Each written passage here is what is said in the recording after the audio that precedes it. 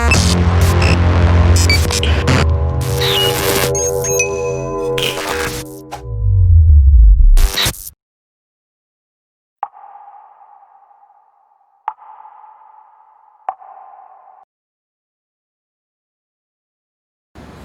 Pak, mari kita lanjutkan pembahasan kita terkait dengan Sirah Nabawiyah.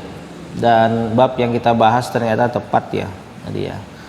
Kemarin kita memperingati sekali lagi tahun baru Hijriah, dan bab yang akan kita bahas terkait dengan hijrahnya para sahabat Rasul ke Habasyah. Di bulan yang lalu saya sudah sampaikan bagaimana tribulasi yang dihadapi oleh Rasulullah dan para sahabatnya luar biasa. Ya, tribulasi yang berupa ucapan, kemudian fisik ya. Dan itu tidak hanya terjadi pada para sahabat Rasul, tapi juga terjadi pada Rasulullah. Ada sebagian sahabat yang kemudian kuat menghadapinya, ada juga yang tidak kuat menghadapinya. Sehingga di antara mereka ada yang maju kepada Rasulullah meminta izin untuk diperbolehkan mencari tempat lain. Maka Rasulullah mengizinkan dengan syarat Rasulullah menunjukkan sebuah daerah yang beliau katakan bahwa daerah itu dipimpin oleh seorang raja yang adil. Maka Rasulullah menunjuk ke daerah Habasyah.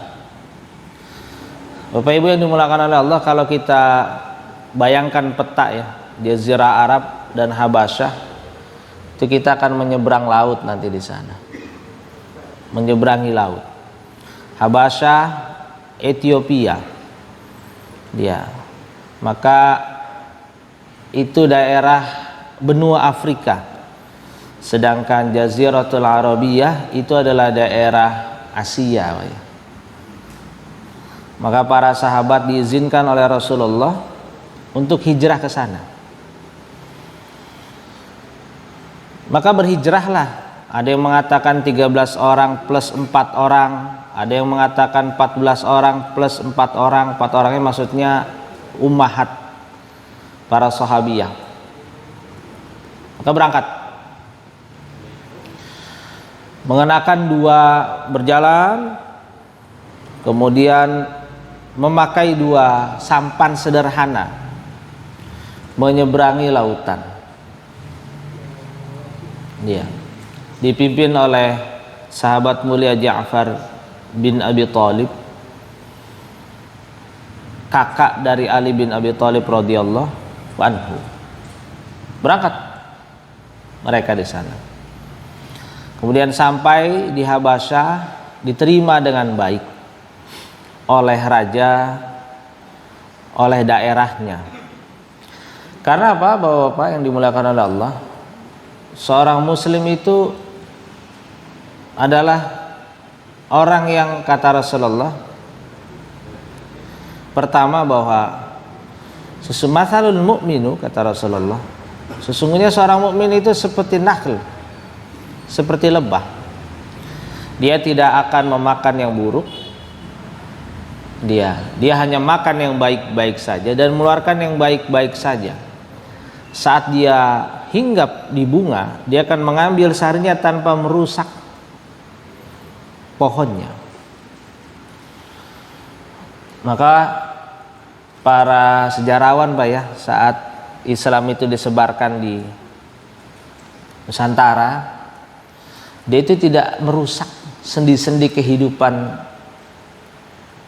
di daerah tadi, kecuali mereka melakukan adaptasi. Sehingga dikatakan oleh para sejarawan, kalau orang Islam yang masuk atau orang Arab yang masuk ke Indonesia, dia itu seperti membawa baskom, Pak. Indonesia itu diibaratkan seperti danau. Dia ambil baskomnya, kemudian dia bawa baskomnya ke rumah dan masih menetes, Pak. tetesannya itu masih menetes di jalan gitu. Tapi kalau orang Eropa yang datang, dia nggak bawa baskom, Pak. Dan dia nggak mau datang ke danau tadi. Dia pasang itu motor di rumahnya, dia pasang pipa, disedot siang malam, Pak, sampai habis airnya. Nah, ada lagi yang licik, Pak. Yang licik, yang bangsa hari ini semakin kita lihat ya kelicikannya. Dia bukan hanya itu tuh. Dia potong itu, Pak. Dia potong. Tidak boleh kemudian orang masuk ke sana. Pipanya orang Eropa dia potong. Kemudian tidak boleh dia buat blok sendiri.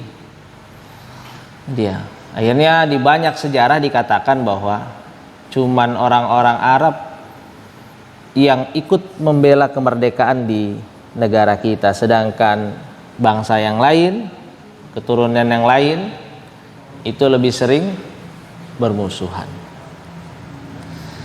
Bapak-bapak yang dimuliakan oleh Allah, Rasulullah juga mengatakan matsalul mukmin, sesungguhnya seorang mukmin itu seperti air.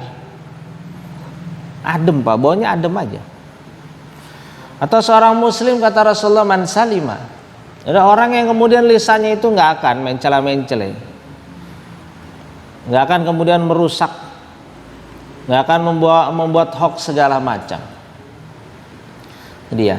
Sehingga keberadaan kaum muslimin di Habasyah pada saat itu justru luar biasa. Membawa misi yang baru, yaitu misi dakwah. Hingga pada akhirnya orang kafir Quraisy mendengar bahwa ada sahabat Nabi yang berangkat ke sana, maka mereka mengirimkan utusan sambil membawa riswah, membawa sogokan. Mereka menemui Raja Najasyi yang kalau dalam sejarah Eropa dikenal dengan Raja Negus. Raja Negus ini akhirnya diplesetkan menjadi negro.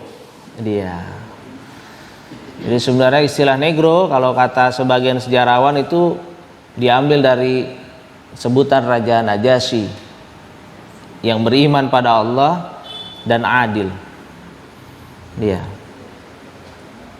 Maka datang dua utusan kafir Quraisy. Salah satunya adalah Amr bin As yang masih kafir pada saat itu, membawa banyak riswah, sogokan, Pak, agar bisa bertemu dengan Raja Najasyi yang penduduknya mayoritas beragama Nasrani. Beragama Nasrani. Satu hikmah, Pak, bahwa seorang muslim boleh untuk tinggal di daerah yang mayoritas penduduknya non muslim. Selama rajanya itu atau pemimpinnya itu mau bersikap adil dan memperbolehkan mereka untuk beribadah. Boleh itu. Jadi kita boleh hijrah makan, hijrah tempat tinggal. Kalau di tempat tinggal ini sudah tidak nyaman, lingkungannya membuat kita sulit beribadah, maka sudah menjadi kewajiban kita mencari tempat yang lain yang bisa membuat kita nyaman beribadah. Pilih, Pak. Jangan sebaliknya, Pak, ya. Sudah enak di Pondok Makmur, masjid dekat, pindah ke perumahan elit yang ada masjidnya, terbalik kan, Pak, ya. Jadi lebih nyaman, bagus segala macam, cuma nyari masjidnya susah. Nyari masjidnya susah.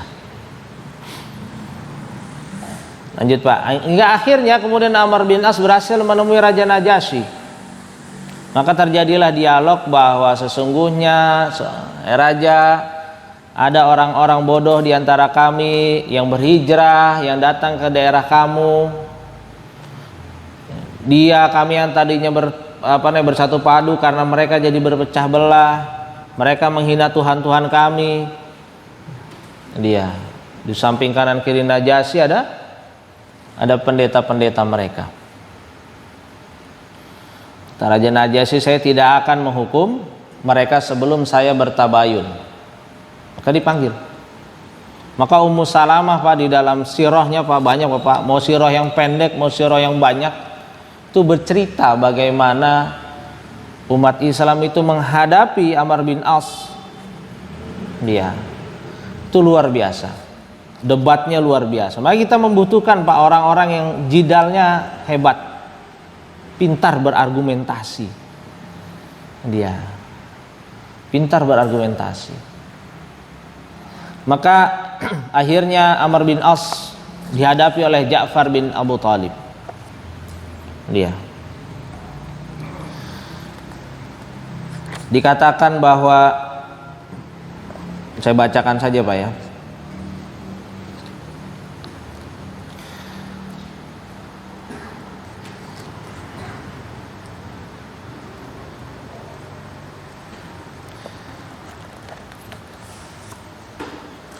Maka kemudian Ja'far bin Abu Thalib menjawab fitnah mereka.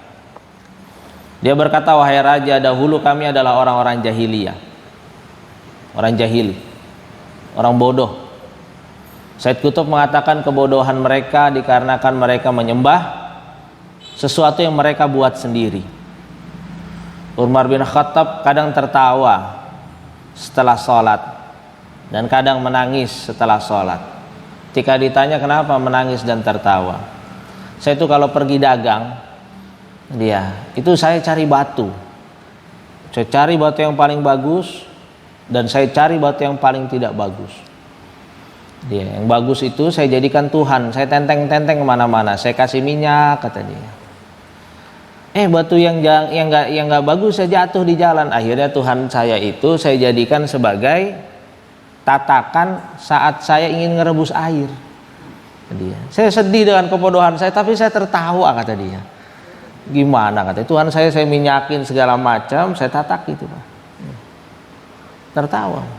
Itu kan bodoh bener Pak.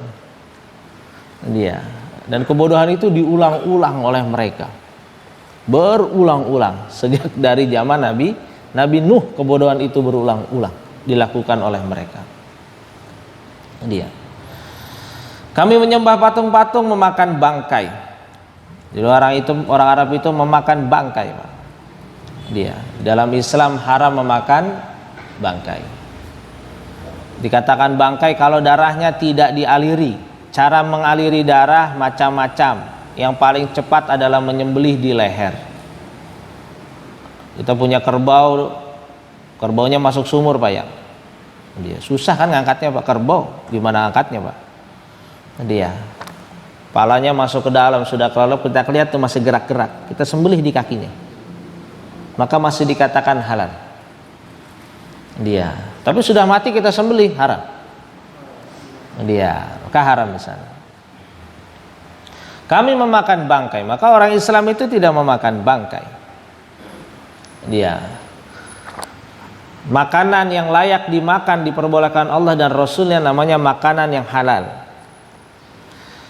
Halal di dalam Islam tidak sama dengan halal di dalam Yahudi. Halalnya Yahudi namanya kosher. Kalau kita katanya Pak ya, kalau ada orang yang sudah ke Singapura tuh ngeliat tuh ada apa namanya rumah makan fried chicken tuh Pak ya, ada labelnya kosher. Kalau kita labelnya halal. Dia, karena orang Yahudi itu dilarang untuk mengkonsumsi daging yang berlemak. Tapi di zaman Nabi Musa, dia, larangan itu dikadalin Pak. Dia, kata Nabi Musa, kenapa engkau menjual minyak lemak ini? Kami kan dilarang mengkonsumsi lemak. Lemaknya sudah kami cairkan, sekarang kami jual minyaknya. Yahudi Pak, ayat Allah saja mereka akali, luar biasa. Dia, maka jangan sampai kemudian kita mengakali ayat-ayat Allah. Kan saya nggak boleh hari Sabtu nyari nafkah. Hari Sabtu adalah hari tempat saya beribadah, kata orang Yahudi. Ya kenapa engkau masih mencari ikan? Saya nggak nyari ikan, Nabi Musa tuh. Cuman saya buat sodetan dari laut, saya buat kolam di rumah. Hari Jumat itu ikannya pada jalan ke kolam rumah saya. Jadi hari Minggu saya tinggal ngambil. Itu mas sama, kata dia. Itu mas sama ente. Dan Nabi Musa, orang Yahudi paling hebat ya, buat mengakal-akal. Kenapa kau menyembah selain Allah? Tidak, saya tidak menyembah selain Allah. Allah tetap Tuhan saya. Cuman saya membuat wasilah-wasilahnya supaya kalau kami berdoa itu cepat disampaikan. Dia. Nah itu Pak.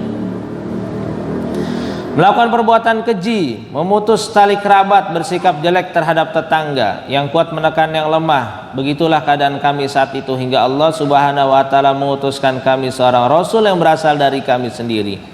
Kami mengetahui garis keturunannya, kejujurannya, kebaikannya. Ia mengajak kita untuk mengesahkan Allah, beribadah hanya padanya, meninggalkan bebatuan dan patung-patung yang sebelumnya kami sembah. Ia menyuruh kita untuk berkata jujur, melaksanakan amanah, menyambung silaturahmi, bersikap baik kepada tetangga, dan meninggalkan makanan yang diharamkan. Ia melarang kami dari perbuatan keji, perkataan bohong, memakan harta anak yatim, menuduh orang lain berzina. Luar biasa Pak, ini orang Ja'far Umar Thalib itu langsung hafal fikih Pak. Semua itu babnya bab fikih dia jelaskan. Iya. Jadi sebenarnya kalau kita menguasai fikih, kita jelaskan pada orang lain di luar agama kita Pak, mereka pasti tahu kebaikan dari hukum Islam.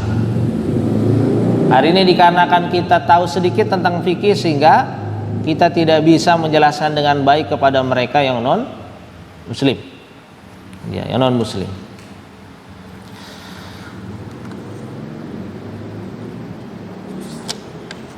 Bapak yang dimuliakan oleh Allah, sampai kemudian dia Amr bin As mengatakan bahwa, wahai raja, sesungguhnya mereka telah mengatakan tentang Isa perkataan yang dusta. Amr bin As cerdas Pak ya, karena rajanya seorang Nasrani. Dia buka bab tentang Nabi Isa dalam pandangan seorang Muslim. Dia, maka Ja'far bin Abi Thalib berkata, kami mengatakan tentangnya sesuai dengan yang diberitahukan oleh Nabi kami. Isa adalah hamba Allah. Berani Pak, karena dalam akidah kata Rasulullah Pak, itu tidak ada toleransi dalam akidah. Dia dijebak oleh Amr bin As, dia mengatakan kedustaan tentang Isa, maka dijawab dengan oleh kemudian Ja'far bin Abi Thalib bahwa Isa adalah hamba Allah. Isa adalah hamba Allah. Jadi kita nggak melintar-pelintir, nggak mencela-mencela ke sana sini Pak. Dia nggak mencela-mencela ke sana sini. 2 hari yang lalu Pak, saya kedatangan seorang kawan. Kawan saya itu punya sepupu ingin dinikahi oleh non muslim, perempuan Pak ya. Luar biasa Pak, begitu gencarnya mereka untuk memindahkan keyakinan saudara-saudara kita. Dia, karena seorang perempuan, hebatnya Pak, ini Pak yang saya bilang Pak, bahwa mereka itu membuat subhat yang luar biasa. Calonnya ini Pak, karena beda keyakinan dan mereka cari ustadz yang pro pluralisme. Orang Islam itu menghormati pluralitas. Dia, kita hidup berdampingan dengan agama-agama lain, itu namanya pluralitas. Tapi kalau pluralisme, agama kita disamakan dengan mereka, itu nggak bisa. Rasulullah sudah mengajarkan yang namanya akidah itu eksklusif, nggak bisa. Lakum dinukum waliyadin, nggak bisa. Didatangkan ustadz tadi Pak, saya lupa. Dia memberikan apa? Link situsnya Pak. Wah saya lihat, oh bener nih mah. Ini mah ustadz yang memang mempromosikan pluralisme. Saya bilang, ibu, kalaupun Islam memperbolehkan seorang menikah dengan agama yang lain, itu ahlul kitab, dan kita yang laki-laki yang memperbolehkan menikah dengan ahlul kitab, bukan yang perempuan.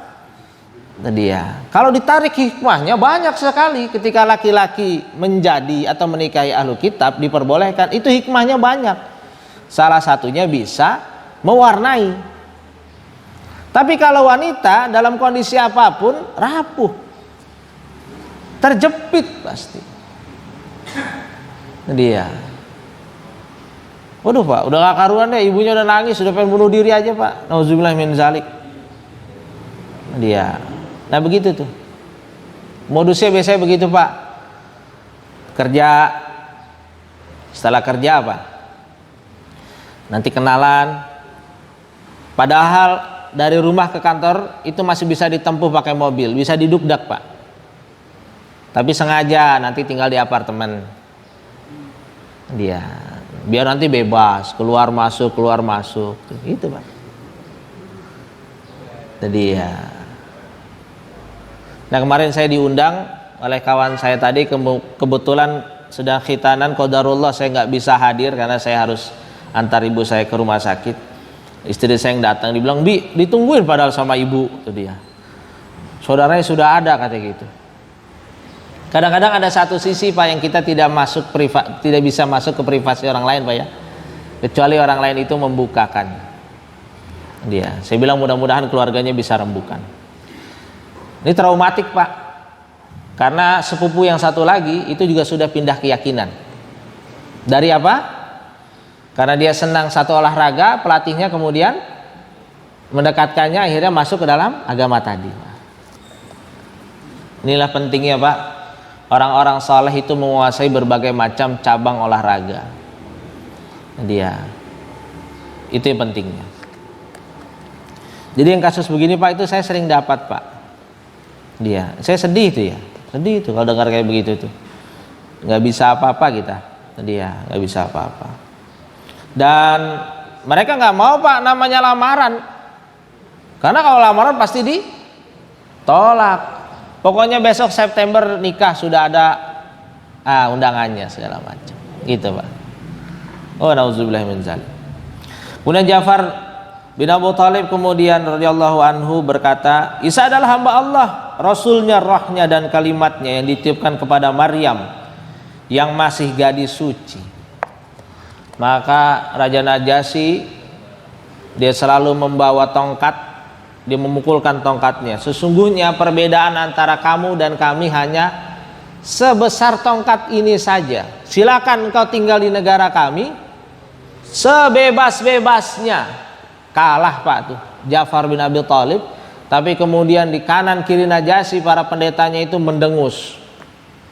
Tanda tidak suka. Maka Raja Najasyi, walaupun kamu mendengus, aku tetap memutuskan bahwa mereka boleh tinggal di negara kita. Tidak lama kemudian Pak Najasyi ingin digulingkan, terjadi pemberontakan.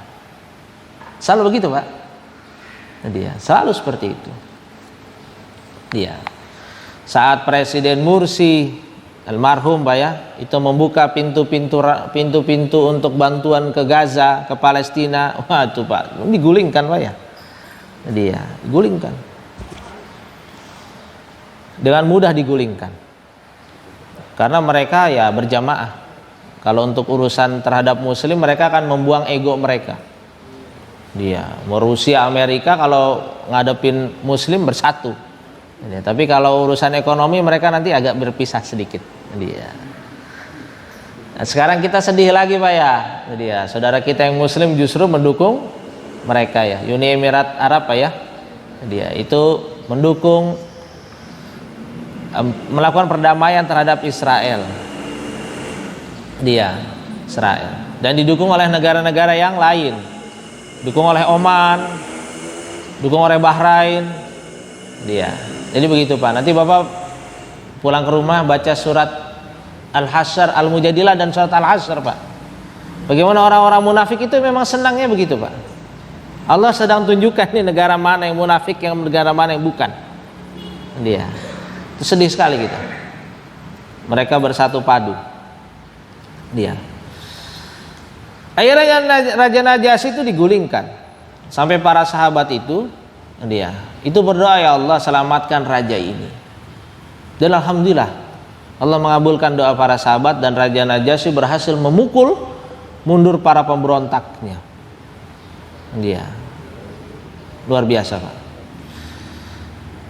Apa hikmah yang bisa kita ambil dari sini? Bahwa kita boleh Pak meminta perlindungan kepada yang non muslim. Tapi saat Raja Najasyi meninggal Pak, ternyata Rasulullah melakukan salat gaib. Dia tidaklah Rasulullah mengetahui keimanan seseorang. Dia walaupun tidak selalu berhadapan, Rasulullah kemudian masalah berarti Raja Najasyi seorang muslim. Seorang muslim. Dia luar biasa Pak ya. Saat para sahabat ada di Habasyah mencari perlindungan, beda lagi Pak. Di Mekah terjadi pergolakan yang semakin hebat. Sahabat-sahabat ada di sana, Rasulullah ada di Mekah berdoa, ya Allah, muliakanlah Islam dengan satu, Umar bin Khattab atau Walid bin Mughirah. Dia. Maka kemudian Allah memilihkan Umar bin Khattab. Selalu Pak ya, saat umat Islam sudah terjepit, bingung mau kemana-mana Pak, pasti Allah akan menunjukkan jalannya. Selalu seperti itu. Contoh, saat Nabi Ibrahim sudah tidak berdaya, menghadapi kezaliman Namrud sampai dihukum dan dibakar, tapi Allah selamatkan. Saat Nabi Musa sudah ada di tepian pantai, bingung untuk mencari kemana jalan keluarnya, maka Allah selamatkan. Saat Nabi Isa sudah terkepung, maka Allah selamatkan. Allah angkat Nabi Isa. Sama saat Rasulullah sudah bingung mencari arah segala macam, hanya bisa pasrah, ini Pak modalnya pasrah. Maka kemudian Allah menunjukkan Umar bin Khattab masuk ke dalam Islam, disusul dengan Islamnya Hamzah. Saat Rasulullah sedang duduk di Bukit Safa, Abu Jahal melihat Rasulullah, maka Abu Jahal mengambil tongkat. Abu Jahal melihat kanan kiri dengan harapan tidak ada orang yang menyaksikan atau menjadi saksi. Maka Abu Jahal memaki-maki Rasulullah dengan makian yang tidak pernah orang Arab melakukan. Makian itu kejam sekali, sambil memukulkan tongkat itu kepala Rasul, dan Rasulullah kemudian berdarah. Abu Jahal kemudian pergi. Rasulullah tidak membalas Pak, karena tidak diperbolehkan pada fase itu untuk membalas semua serangan, tidak boleh. Padahal Rasulullah dengan Abu Jahal itu dikabarkan kalau dari bentuk fisik Rasulullah itu lebih prima dibandingkan Abu Jahal. Rasulullah pernah bergulat dengan pegulat terhebat di Mekah, 3 kali menang, namanya Ruqanah Pak ya. Gulat, kalah pegulatnya Pak. Dia bilang, kayaknya saya kesoledat deh, saya kepleset, ayo babak kedua. Babak kedua kalah lagi, saya kurang kuda-kuda kayak ini. Ketiga baru kalah Pak. Sesuai dengan perjanjiannya, kalau kamu kalah kamu masuk Islam. Masuk Islam akhirnya. Iya, apalagi cuma Abu Jahal Pak. Dia. Tapi Rasulullah tidak mau membalas. Masya Allah. Abu Jahal kemudian masuk ke Ka'bah, maksudnya ke sekitar Ka'bah, kemudian ngobrol dengan harapan tidak ada orang yang melihat. Tapi Pak, Masya Allah, ada seorang pembantu dari orang-orang kafir yang menyaksikan hal tersebut. Hamzah baru pulang dari berburu, kita lihat filmnya tuh Pak. Dia Hamzah baru pulang dari berburu. Hamzah ini Pak, itu terkenal menghadapi singa 1 lawan 1 Pak. Dia menghadapi singa 1 lawan 1. Dan kulit singanya itu Pak dijadikan sebagai syal dia.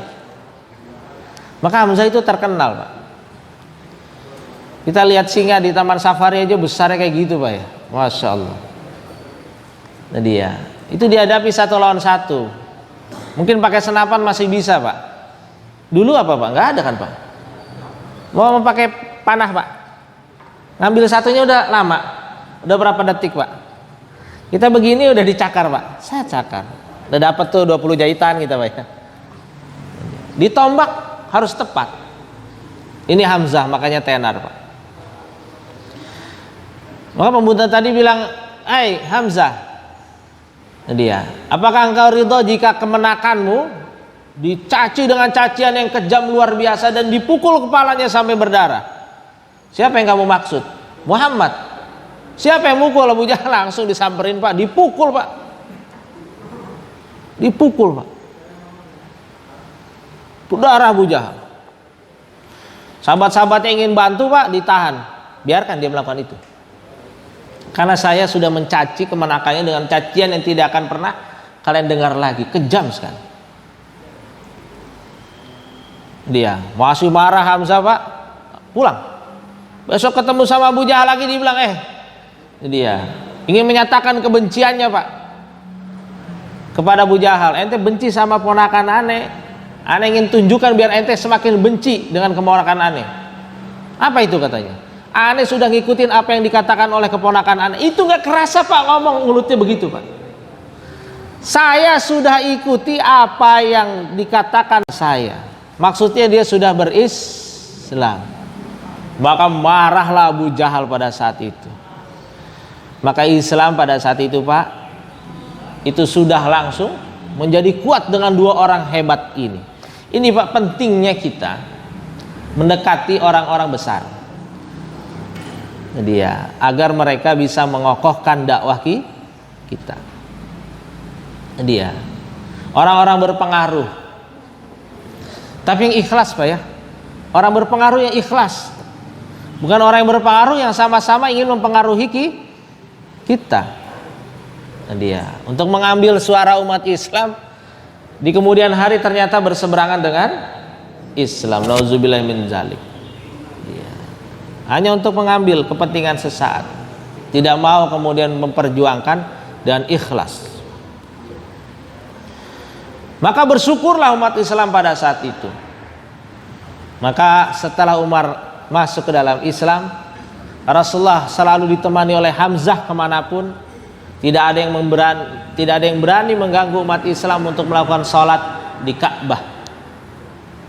Orang Islam untuk sholat langsung di depan Ka'bah, tidak ada lagi yang berani untuk mengganggunya. Ngeri Pak ngadepin Umar.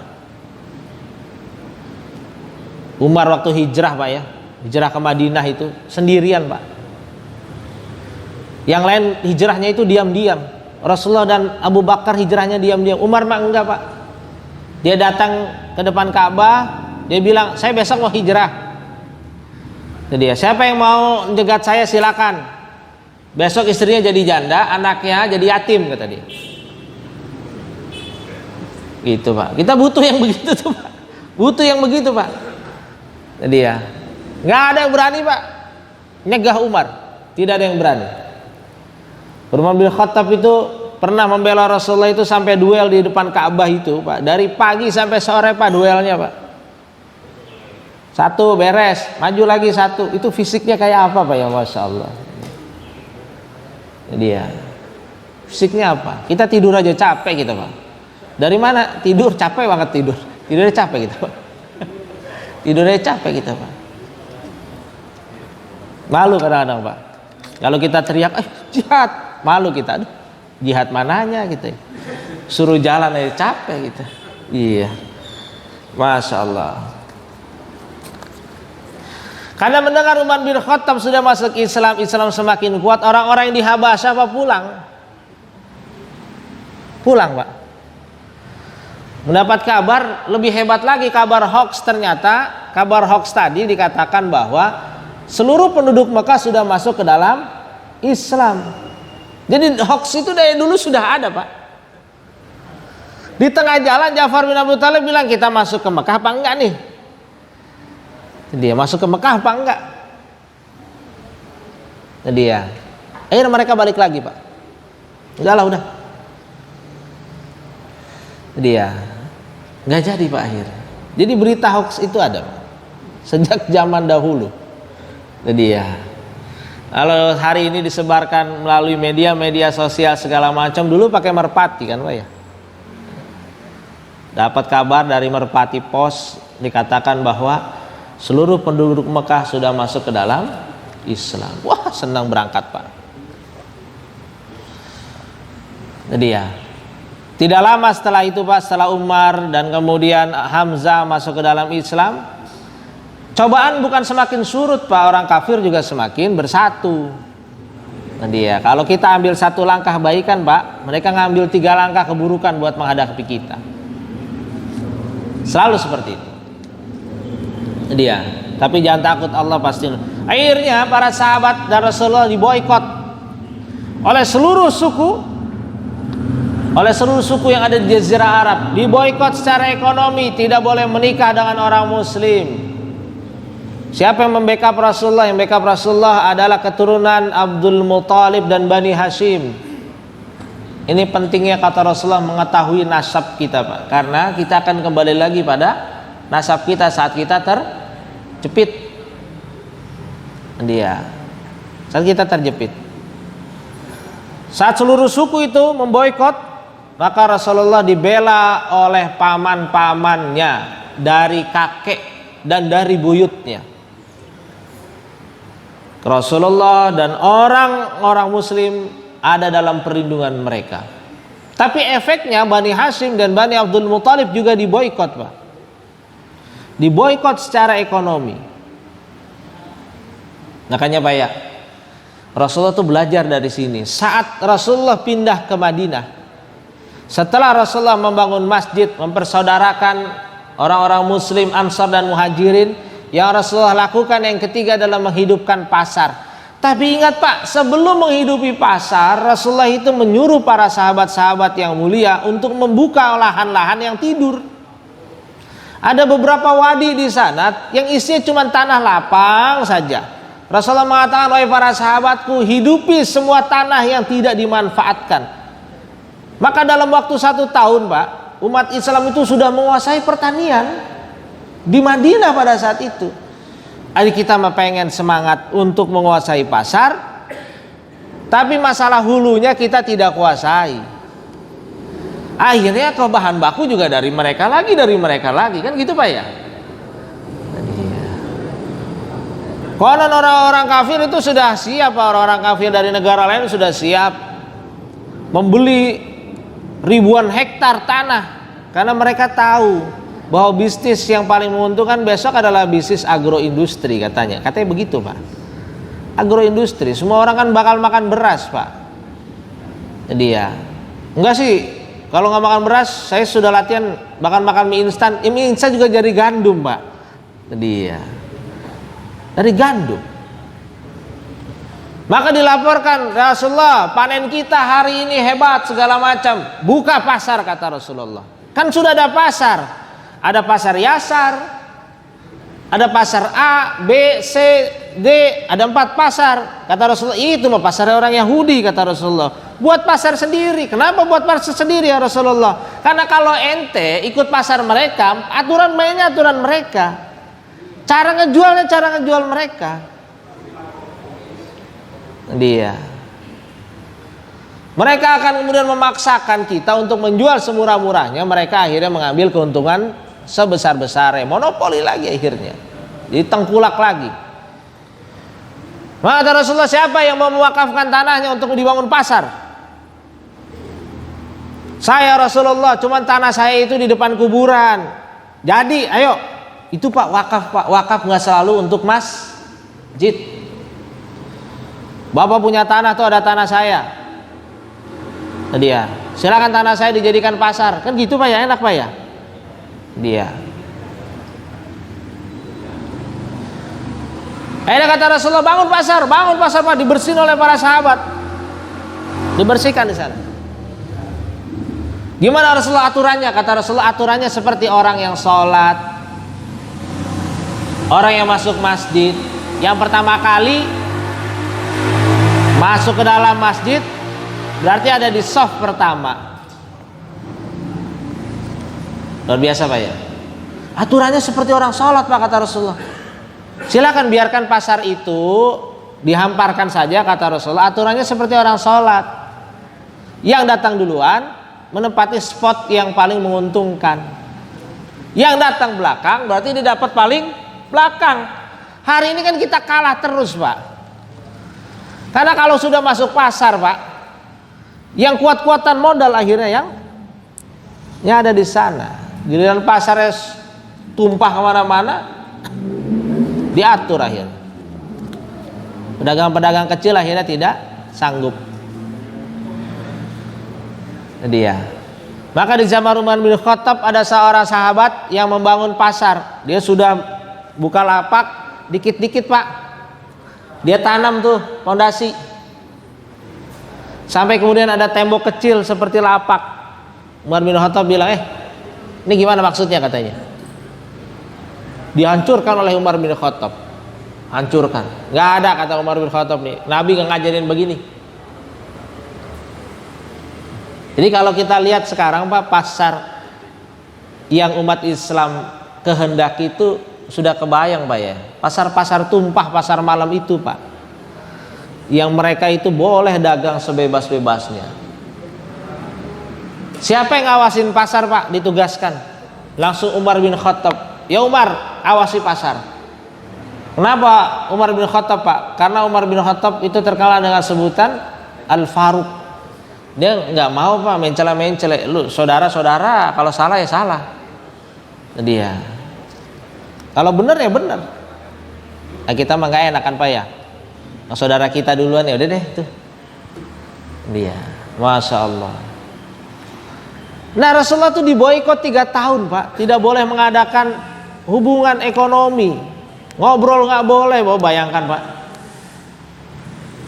dia sampai dikatakan bahwa asinya para sahabiyah itu sampai tidak keluar asi lagi, kemudian hanya keluar air, sampai kemudian para anak-anak kecilnya itu menyedot darah Pak dari ibunya.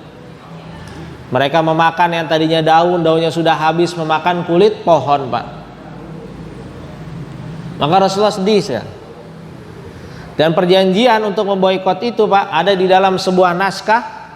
Naskah tadi ditandatangani oleh seluruh suku, ditempelkan di dalam Ka'bah. Qadarullah, Rasulullah mendapatkan wahyu. Rasulullah mengatakan bahwa naskah itu sudah robek. Mendengar itu, orang-orang kemudian mengatakan perjanjian batal semuanya. Karena apa? Karena naskahnya sudah robek. Nggak percaya Pak, orang-orang kafir akhirnya melihat ternyata benar. Naskah itu sudah dimakan rayap kecuali tulisan Bismillah. Jadi orang Arab juga Pak ingin membuat perjanjian pakai Bismillah. Dia. Maka akhirnya selesai Pak boikot. Pemboikotan. Ini Pak hari ini. Dia, inilah kelemahan kita Pak. Dan seluruh yang Rasulullah alami di Mekah itu Rasulullah ambil pelajaran dan tidak Rasulullah lakukan lagi di Madinah. Rasulullah membuat strategi itu. Itulah fatonahnya Rasul.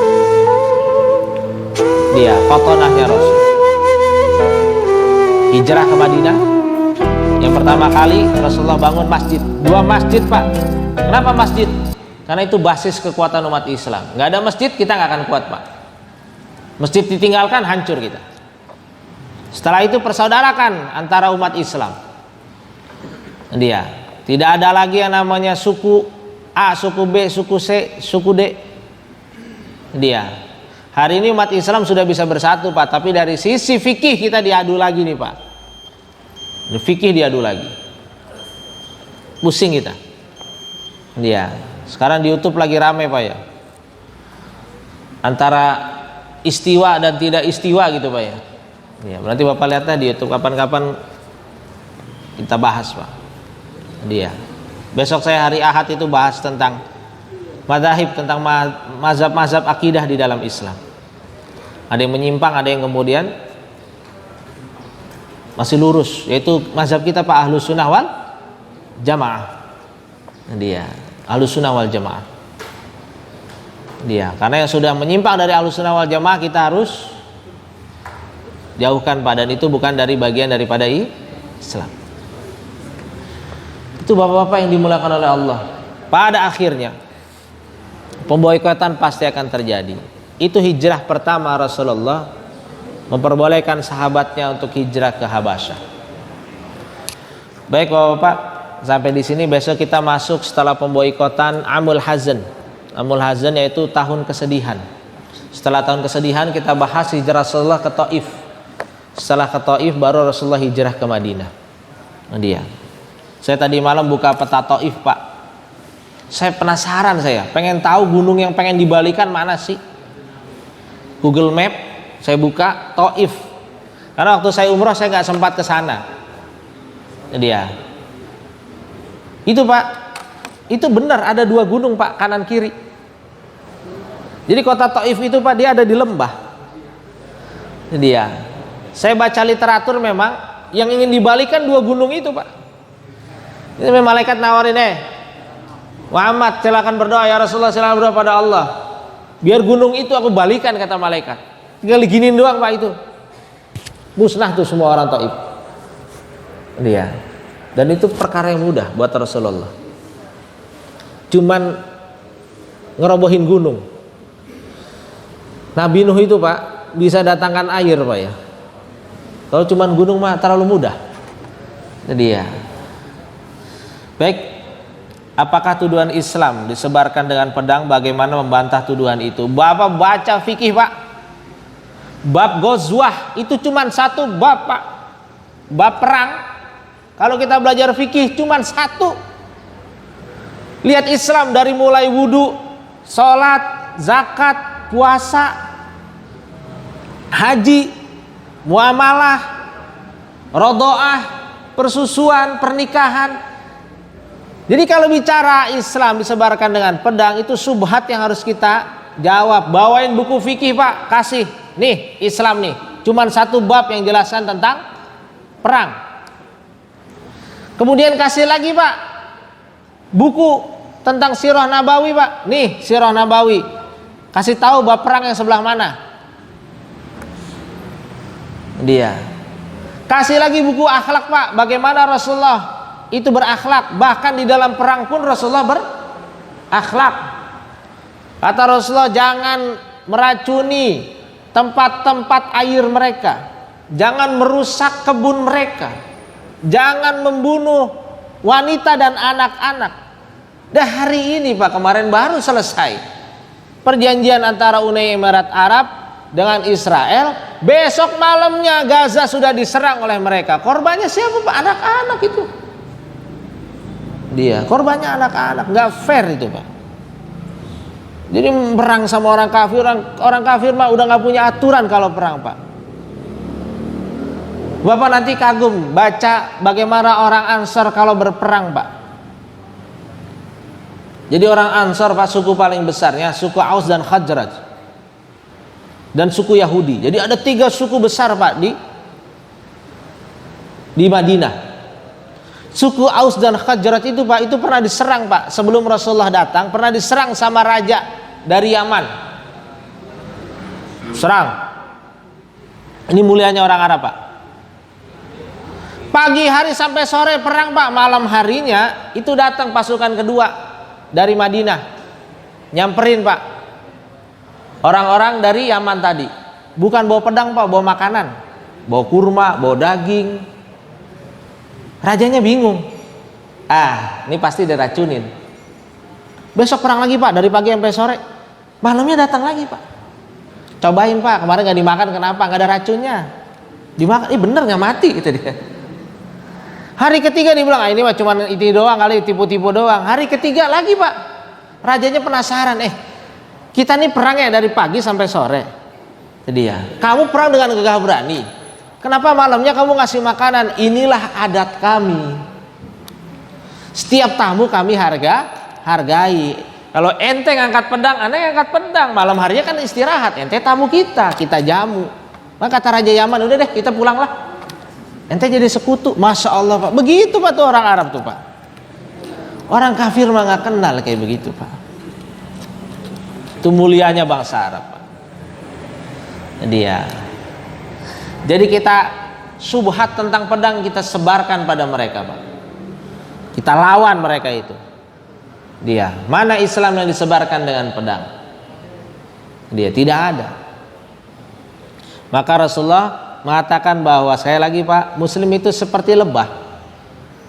Dia tidak akan merusak, Pak. Jadi kalau ada Muslim yang merusak, dia itu ngajinya belum dalam tuh, Pak. Ngajinya belum dalam.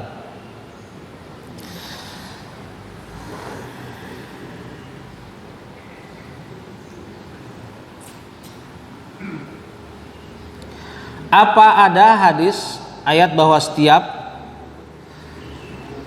yang bernyawa pasti meninggal? Namun Nabi Isa tidak wafat. Nabi Isa wafat, Pak, nanti. Nabi Isa kematiannya ditangguhkan. Kullu nafs dha'iqatul maut. yang bernafas, yang bernyawa pasti akan mati. Hatta malaikat pun akan mati, Pak. Jadi, malaikat, Pak, mereka punya nyawa, mereka pun akan mati. Jadi, tapi ada yang ditangguhkan kematiannya seperti Nabi Isa dan Dajjal. Dajjal hari ini ada nggak, Pak? Ada. Cuman belum muncul, Pak. Yang kita lihat sekarang adalah anak-anak muridnya. Rasulullah mengatakan tidak muncul Dajjal besar sebelum ada 100 Dajjal kecil.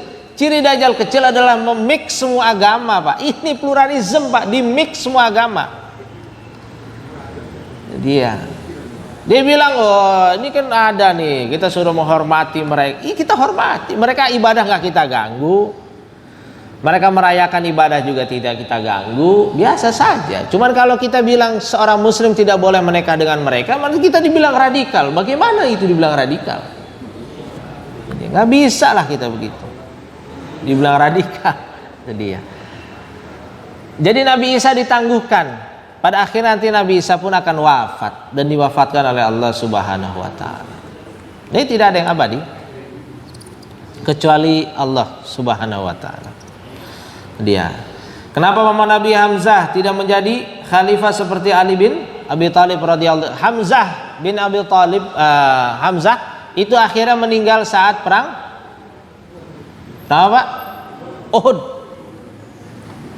Dia ditombak oleh Wahsy. Dia budaknya Hindun, Pak.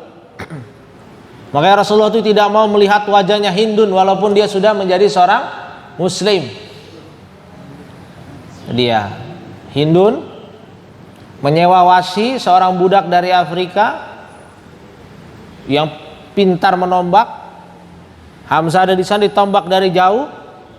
Dikabarkan sudah selesai, dibayar, dia pulang, Pak. Dia nggak ikut perang. Targetnya cuma ngebunuh Hamzah saja. Dibelah dadanya, diambil jantungnya, dimakan sama Hindun, Pak. Orang Arab kalau benci begitu, Pak, dimakan. Tapi nggak bisa ketelan, Pak. Nggak bisa ketelan. Bingung, Pak, nggak bisa ketelan terus.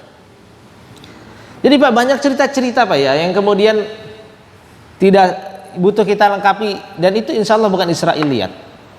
Jadi jantungnya Hamzah itu pas dimakan itu nggak bisa ketelan, Pak. Makan lagi, keluar lagi, makan lagi, keluar lagi. Sama saat Abu Bakar Siddiq menemani Rasulullah saat hijrah. Rasulullah sembunyi di gua. Saat Rasulullah tidur di pangkuan Abu Bakar Siddiq, itu ular matok, Pak, ya. Tak. Sampai situ, Pak, ya, kita ceritanya, Pak, ya. Padahal ularnya itu, Pak, akhirnya ngobrol sama Abu Bakar, Pak. Abu Bakar, kenapa engkau menutup lubang? Sedangkan aku ingin menyentuh kulit Rasulullah. Aku marah karena ini, katanya. Masya Allah. Itu ular aja, Pak, pengen nyentuh kulit Rasul, Pak. Itu dia. Ini ada orang Islam benci sama Rasul itu gimana judulnya? Benci sama zuriat Rasul itu gimana judulnya, Pak? Itu dia. Jadi besok, Pak, kalau kita ngundang habaib di sini, kita tunjukkan ta'zib kita kepada mereka. Jadi ya. Jadi kalau kita belum bisa memuji mereka, Pak, jangan kita hina mereka. Kualat nanti kita, Pak. Jadi ya. Jadi gitu. Hamzah akhirnya syahid. Dan Hindun masuk ke dalam Islam. Kata Rasulullah sedang ada di tenda. Siapa itu? Katanya. Hindun, ya Rasulullah, dia ingin masuk Islam. Kata Rasulullah, silakan ucapkan syahadat di luar tenda. Pak Hindun, jangan tunjukkan wajahmu di hadapanku. Jadi kalau ketemu, Hindun tuh berusaha mencari jalan yang lain, Pak.